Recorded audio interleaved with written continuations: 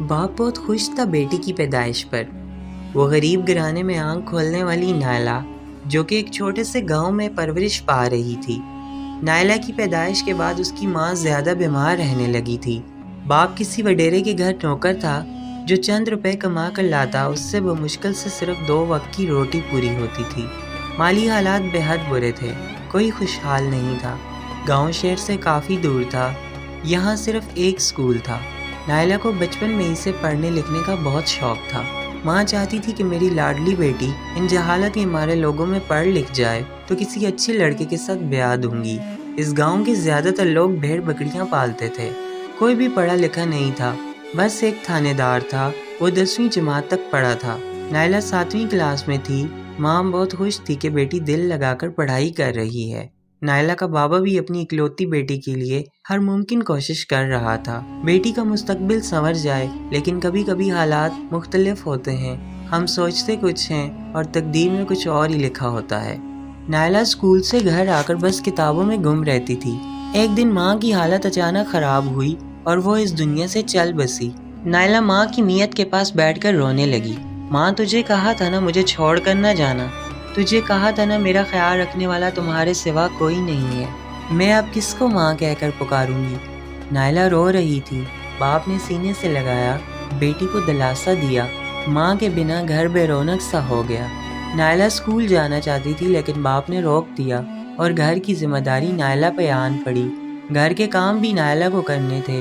جب تک ماں تھی تب تک نائلہ نے پڑھ لیا، آخر پڑھانے کا خواب بھی تو ماں کا تھا۔ نائلہ اداس رہا کرتی تھی، اس کا گورا رنگ، براؤن آنکھیں، لمبے سیاہ بال، بالکل شہزادی کی طرح پیاری تھی۔ جب باپ گھر نہ ہوتا تو نائلہ خود سبزی لینے دکان میں جاتی تھی۔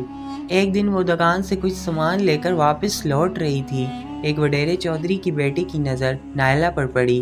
اس درندے کے اندر چھپا بھیڑیا جاگ اٹھا، وہ ہوس کی نگاہ سے اسے دیکھنے لگا۔ نائلہ نظریں جھکائے سامنے سے گزر گئی۔ وڈیرے کا بیٹا اپنے دوستوں کو کہنے لگا، یہ اتنی خوبصورت لڑکی ہمارے گاؤں میں اور مجھے خبر تک نہیں، یہ کیسے بچ گئی میری نگاہ سے؟ یہ خوبصورت لڑکی کون ہے؟ ایک دوست بولا، ارے یار، یہ تمہارے چاچا کے گھر جو مالی نہیں ہے، بوڑھا چاچا محبوب، یہ اس کی بیٹی ہے۔ وڈیرے کا بیٹا کہنے لگا، کل اس کا کام تمام کر دوں گا۔ دوپہر 12 بج رہے تھے، گرمی سے برا حال تھا، سب لوگ اپنے گھروں میں تھے۔ نائلہ کا باپ بھی مزدوری کے لیے گیا ہوا تھا۔ نائلہ پنکھے کے سامنے ایک چارپائی پہ لیٹے ناول پڑھ رہی تھی۔ یہاں ایک لڑکا ایک لڑکی کو شادی کے لیے پرپوز کر رہا ہوتا ہے۔ نائلہ اپنی دنیا میں کھوئی ہوئی تھی۔ اتنے میں کوئی دیوار پھلانگ کر گھر کے اندر داخل ہوا۔ نائلہ ناول پڑھ رہی تھی۔ لڑکا لڑکی کو گلاب کا پھول دیتا ہے، لڑکی ہاں کرتی ہے، دونوں ایک دوسرے کو سینے سے لگا لیتے ہیں۔ اتنے میں ایک لڑکا کمرے میں داخل ہوا تو دیکھا نائلہ دوپٹے کے بغیر لیٹی ہوئی ہے۔ وہ نائلہ کا ہاتھ پکڑ لیتا ہے۔ نائلہ ڈر جاتی ہے اور ڈر کی وجہ سے آواز نہیں نکل پاتی۔ پہلی بار کوئی اجنبی اتنا قریب آیا تھا۔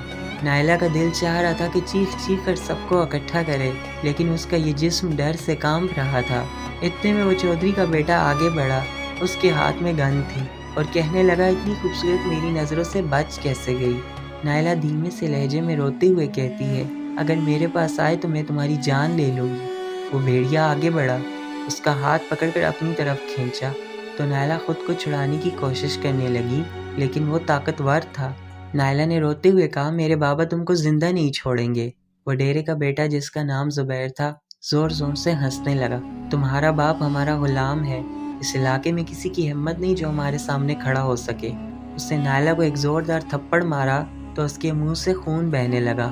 نائلہ کے چہرے پر انگلیوں کے نشان بن گئے۔ اس کے دوستوں نے نائلہ کو پکڑا اور مل کر اس کے ساتھ زیادتی کرنے لگے۔ نائلہ چیختی رہی، چلاتی رہی، خدا کے واسطے دیتی رہی، لیکن اس جنگل راج میں ان درندوں نے اپنی ہوس پوری کرنی تھی۔ بس اتنے میں لوگوں کو شک ہوا، وہ دوڑتے ہوئے آئے۔ نائلہ کا باپ بھی آ گیا، اس نے وڈیرے کے بیٹے کو دیکھ لیا اپنی بیٹی کے ساتھ زیادتی کرتے ہوئے۔ وڈیرے کا بیٹا بھاگ گیا۔ نائلہ زندہ لاش کی صورت میں فرش پر پڑی تھی، اس کی سانسیں بند ہو رہی تھیں۔ ایک درندہ اس کی زندگی جہنم بنا گیا تھا۔ محلے کی عورتوں نے نائلہ کو اٹھایا، اس کا جسم ڈھانپ لیا۔ باپ رو رہا تھا، یہ کیا ہو گیا میری بیٹی کے ساتھ؟ محلے والوں نے کہا، پولیس میں رپورٹ لکھوا دو۔ وہ روتا ہوا پولیس کے پاس جانے لگا۔ اتنے میں گاؤں کا وڈیرا بڑی بڑی گاڑیوں میں بیٹھ کر گھر آ گیا اور اس کے ساتھ اس کا بیٹا زبیر بھی تھا۔ وڈیرے چودھری نے نائلہ کے سر پر ہاتھ رکھا، کہنے لگا میرا بیٹا سیاست میں آ رہا ہے، میں چاہتا ہوں اس پر کوئی داغ نہ ہو، بس میں اپنے بیٹے کے ساتھ نائلہ کی شادی کروا دیتا ہوں اور نائلہ کو اپنے گھر کی عزت بنا لیتا ہوں۔ نائلہ رو رہی تھی، باپ نے بھی سوچا بیٹی کی عزت بچ جائے گی، ورنہ زمانہ بہت بے رحم ہے، میری بیٹی کو کھا جائے گا، میں غریب ہوں، کیا پتہ کب سانسیں رک جائیں، میں کہاں ان امیروں کا مقابلہ کر سکوں گا۔ نائلہ کا نکاح زبیر کے ساتھ ہو گیا، وہ مطمئن تھی کم سے کم جس نے عزت خراب کی ہے وہ ہم سفر بن گیا۔ نائلہ روتے ہوئے رخصت ہوئی۔ رخصتی کے فوراً بعد وڈیرے کا بیٹا ساتھ ایک عورت اور کچھ لڑکے نائلہ کو گاؤں سے دور ایک مقام پر لے گئے۔ وہاں ایک بہت بڑا فارم ہاؤس تھا۔